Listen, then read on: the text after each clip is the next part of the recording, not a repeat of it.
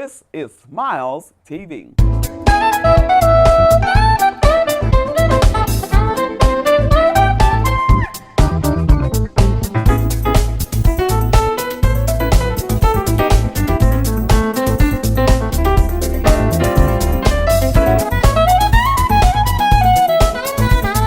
Welcome to Smiles Television Talk Show. I'm your host, Stephanie Anthony Miles, and thank you for tuning in to this special broadcast in honor of Mr. Richard Claxton Dick Gregory.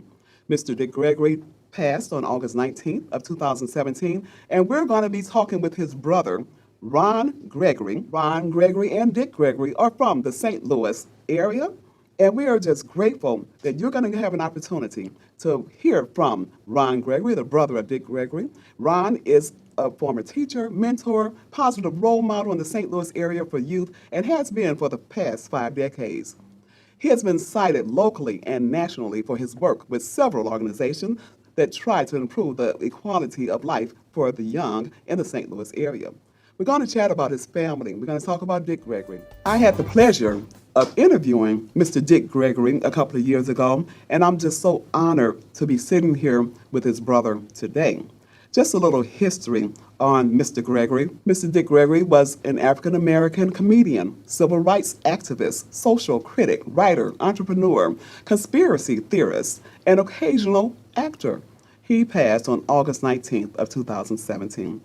Ron, how are you? I'm doing fine. Thank you so much for coming back to Smiles. Appreciate you asking me. You know what, one thing I didn't say in the top of the program is that we're at Minji's Cafe in Fairview Heights, Illinois. And I want to thank you for joining us with Gloria Lewis Lockett, who's the owner of this cafe. She says she's just so honored that you chose to meet in this location. When I showed up, I was just amazed at how this place looks. And it's got to be successful. It is beautiful. Yeah, Lovely setting. She's a very gifted, talented young woman, and I believe God is really blessing her. Let me ask you this: how are you doing as a result of the passing of your brother? I'm doing fine. I mean, that brother of mine has been out in the world, like you say, for over 60-some years, doing what he been doing with his activism and athletics, and it was amazing when he died and people started calling us with condolences, and we found out that in many cases on the calls we had to offer condolences to console the caller, because we had people calling and crying and talking about what Dick has meant to them over the years, the fact that they felt that he had championed the cause, and the fact that he was out there on the scene always made them feel good and everything. And now they feel that not just America, not just African American people, but they feel like the world has lost. And you know what? And they are right, and that has to be touching. Oh yeah, it was calls and cards and plants and things. But like I said, I felt like consoling them, because when they talked about the caliber person they felt like they had lost, and I'd say, hey, I understand. Our family had learned to get along without the brother because he was gone. But in your case, you people were waking up, turning on YouTube and all the different channels and things, listening to what he was saying on a daily basis on radio talk shows. And all of a sudden, you wake up one morning wanting to listen to him on one of the cable radio shows, and to find out that in the middle of the night, he passed away. The best place to see the solar eclipse in the Midwest was in Carbondale. Right. Okay. That's right. There was a full eclipse in Carbondale. In Carbondale. And some years ago, Carbondale called Dick Gregory their favorite son. On the 19th, they lost their favorite son. And on the 21st, the world, for a brief period, lost their complete son. Right, it was the 21st, Right. so it was a couple of days And, later. and like I said, Carbondale was his area where he, ran track and began to. Actually, that's when he began to go on in the national stage. When he started running for SIU, he got a scholarship to go there to run track because he was African American who became the first to win the state mile and state cross country championship. And in the process, he had to go through all kinds of obstacles at the time because they didn't allow blacks to run in the state meets with white athletes.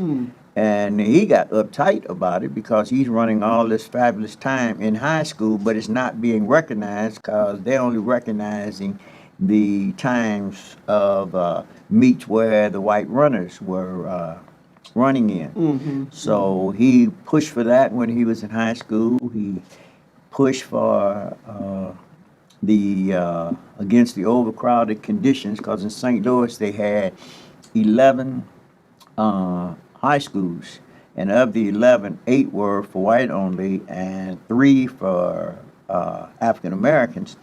And the conditions were just as overcrowded, and the students in the 3 schools got uptight and said, yeah, we're just going to walk out.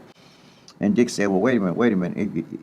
There has to be a purpose for our walkout. So you think that's where that activism Yes. really started? And rather than saying we're just going to walk out of school, what we're going to do is some of the students, we're going to come out at a particular time, and then we're going to march to the second African American school, which was Shoshone, and pick up their students, and then we're going to march to the third African American school, which was Washington Technical High School. And then once we get all of us together, then the march will be to the Board of Education. And they had a public high school league, athletic league, and the St. Louis Public High School Athletic League were only for the 8 white schools. We were not part of that. And part of the stuff that he did push for that. And I came in, he graduated from high school in 1952. I came to high school in 1953, and a lot of the different barriers that he had to go through were gone. The only one that was left had to do with the public high school league. So actually, both of you actually have lived through different eras and have seen so much change Right. over the course of time. So one of the things that I found incredible is that he had an opportunity, and you have had an opportunity to fight through some of the racism over the course of years and then find yourselves witnessing an African American president. And Mr. Gregory himself, he made sure I knew that he was the first African American to officially run for president. So, what are your thoughts on that? It was just amazing that he would have the insight to take on something like that and decide, okay, through the elimination process, blacks could be eliminated from the actual race. So then what he did is rather than get in the preliminaries, he came in as an independent candidate, which meant it guaranteed him that he would be on the ballot. And he went all over the country campaigning as the president of the United States. Wow. But the beautiful thing is that he lived long enough to see America actually elect their first African American president in Barack Obama. And it was quite an ordeal. Tell you what, we're going to need to take a quick break, and when we come back, we're going to continue to talk about Mr. Dick Gregory. We're sitting here with his brother, Ron Gregory. Ron Gregory, who is the brother of the legendary Dick Gregory. And Ron Gregory is actually a legend in his own right because he's also a comedian and activist. And just share with us as we discuss the Gregory family. Growing up in a home with Dick Gregory, and I think I've asked you this on the last show, what was it like to grow up with him? He was a funny guy through his whole life. He was a big athlete. When he was a kid, he sold newspapers and became an award-winning newspaper guy. All of us had to do something to sort of help my mom because she had 6 children, and my dad left early in our life, and so everybody had to pitch in. I think with the exception of me, she thought I was always too young to go out and work. So you're the baby brother, I'm- the baby. At 79, I prefer being said I'm the young The brother. young- Just something about being in your 70s, getting ready to be 80. The word baby doesn't kind of hit right. Okay. Yes, sir. If we may, can we talk about his actual passing and maybe the call that you got and the impact at that moment? Talk a little bit about, but had he been ill prior to passing? Dick, in all stretch of my name, just really wore himself out. His schedule, he was doing anywhere from 200 to 240 interviews, appearances, lectures a year. He had maintained a schedule at the age of 80 that he had when he was in his 30s and 40s, and it was just too much. He did all these fasts. Anytime somebody would call him for an interview, he would be there. At one time in Chicago, there was a demonstration. This was in the 60s. There was a demonstration against the Chicago Board of Education. And they asked him if he would participate because he had spent a lot of time in Chicago. At the time they asked him, he was actually doing a 2 weeks engagement in San Francisco at I think a place called the Hungry Eye. And he agreed to demonstrate. So he would perform in San Francisco in the evening time. When the show was over with, he had booked a flight. He would fly to Chicago, participate in the demonstration during the daytime, Oh my goodness. and then get on a plane and fly back to San Francisco. And he did that for a full either 2 or 3 weeks. You know what? I believe you because if you remember when we taped the show with Dick Gregory in East St. Louis, you were there, and we started at about 10 o'clock at night, and we didn't get out of there until the sun was coming up. He was not tired. I was I tired. know you and I were practically dead on our feet. And I said, well, maybe I should have been on that bohemian diet. Yeah. Maybe I would have had a little bit more. Yeah, and he seemed to energy. be the one that was fresh at all times. But Right. it just the wear and tear on the physical body. And at no time did he, like most of us, will take a week's vacation or 2 weeks vacation. That was never the case of him. He just kept going and he kept going and kept going. But like people say it, if a baseball player could die playing center field, or if a football player could die catching the final pass or running a touchdown, they would just say that's the greatest thing that could have ever happened. And then Dick Gregory, he actually died on the battlefield. Wow. He was. And speaking of how he passed, so lead us to that day. Lead us up to that. He had come in from an engagement, I think, out in California, and he was scheduled to go back for 3 more dates. And he just couldn't make it. He was just worn out. His equilibrium was off and all like that. So he was hospitalized. So they canceled 3 engagements. But the talk was that they thought he was coming along, and after 2 or 3 days, he would be back on the road again. When he died, the night of August 19th, they had to immediately cancel 3 more engagements. I'm not 3 more, 10 more engagements. That's how tough his schedule was. Oh, my That he had goodness. canceled 3 and had 10 more lined up. That also had to be canceled because of the illness. And so you have some services planned, and I'll be honest with you. When you first told me that you weren't going to have anything immediately, I wondered why are they waiting maybe a little while to the middle of September? I think around the 14th or 15th. Yeah, they probably because things were so hectic with his schedule and family and everything that they didn't want to just rush in and have something and not do him the type of justice and honoring him the way he should. So it had to be planned. So As of now, my understanding is that the funeral will be either 3 or 4 days in Washington, D.C. I know it's the 16th, the 17th, and the 18th, and maybe the burial will be on the 19th. That's all scheduled in Washington, D.C. Okay. But there will be 3 or 4 memorials scheduled. Uh, One, Washington University in St. Louis is scheduling a memorial, and tentatively the date is October the 14th.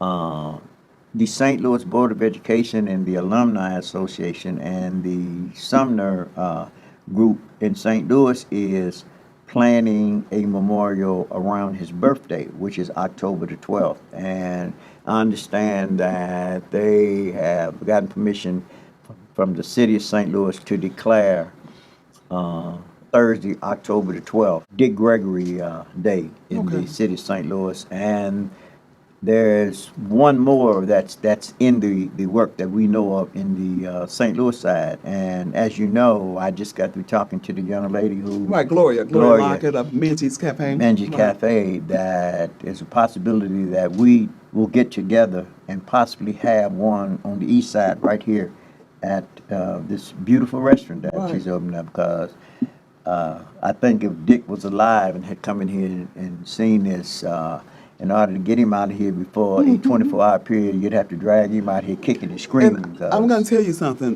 Gloria, the owner of Minji's Cafe, she was actually supposed to come to the first taping, but she does so. Her schedule is kind of like Dick Gregory's, yeah. so she just wasn't able to make it. So this is such an honor and a great thing that we're here. And as a matter of fact, let me let you know that we are at 5900 North Illinois Avenue in Fairview Heights, Illinois. Minji's Cafe. The owner is Gloria Lewis Lockett, and she is a native East St. Louisan, my homegirl. So, Ron, is there anything that you would like to make sure? What are some of the things? I know there's a lot, so I can't narrow it down to one thing. What are some of the things you want to make sure that we remember about Dick Gregory? First of all, he was a world-class entertainer, comedian, and he was a political satirist. His view on what was going on around the world was just uncanny, where most people just read the account of some type of activity that's going on that affects the world in whatever daily paper they would read, where Dick read papers from all over the world and all over the country to get a real insight. And then he had people across the world that he was able to contact to get an insight on what was going on. So he had this knack of just looking at all different sides of this. And I think one day high schools and colleges will be teaching a course on the thoughts of Dick Gregory and how he was able to look at what was going on in the world and deal with it. I think you're right, and I think it's also amazing how he took some of those serious issues and he turned it into comedy, although there was always a real message in his comedy. I don't think we talked much about that. What was that turning point, or what made him go ahead and do that comedian part? Well, he was always one that wanted people to laugh. Probably one of the things that got him into that was that he was always a small sized guy. And people would, tease him about, his size. He would be teased about our family, our financial family condition. So I think what he decided to do is that, hey, if I joked about my size and I joked about my family's financial condition, what I actually would do would be to take the brick out of their hand and put it in my hand and get people to be laughing with him as opposed to laughing at him. Wow, And that's that was good. something. One of the things that we'll be doing on the 4th of November is we're going to be having a comedy showcase in the city of St. Louis, and it's dedicated to Dick Gregory, and we'll be using some up and coming young comics Okay. to spotlight, and it might become an annual thing called the Dick Gregory Classic. Wow. But this is spotlighting the comedy side of Dick Gregory, because he became such a political satirist that a lot of people didn't even realize. They've been listening to this guy for 20, 25 years and didn't realize that he had been a comic, and he was one of the first ones who was allowed to grace the white stages Right. and be a stand-up comic, as opposed to what they used to make black comics do, is be more like a clown or a buffoon, where, just like the Harlem Globetrotters and the black baseball players had to wear the big shoes and the big huge gloves, and just they added that clown bit in it, because that's what they wanted to make the world think, that our race was a group of clowns. You know what? When we were talking with Dick Gregory before, he brought a lot of materials with him that had dates on them. There was some information that appeared to be printed prior to the actual event. How did he come across such information? With people all over the world willing to gather information and sending it to him before it had even hit the papers. Right. And he had contacts all over the world. I mean, people all over the world would send him information because they know he would get it out, and they also knew that he had credibility about what he said. If somebody sent something to him and he read it and he did some research, and if it wasn't credible, he would can it. On the other hand, if somebody sent something to him and he checked it out and found out that it was something really going on, but that people didn't want to talk about it, then he went on the air, like the 40-ounce malt liquor, which was crazy, because a 40-ounce malt liquor has been measured to be equivalent to 5 shots of hard alcohol. I did not know that. Yes. Not that I drink 40 ounces, Yeah. but I did But not know that. you think that when somebody is drinking a 40-ounce bottle of beer, he has to drink it while it's cold. So the window for a chilled bottle like that is probably maybe 10 or 15 minutes at most.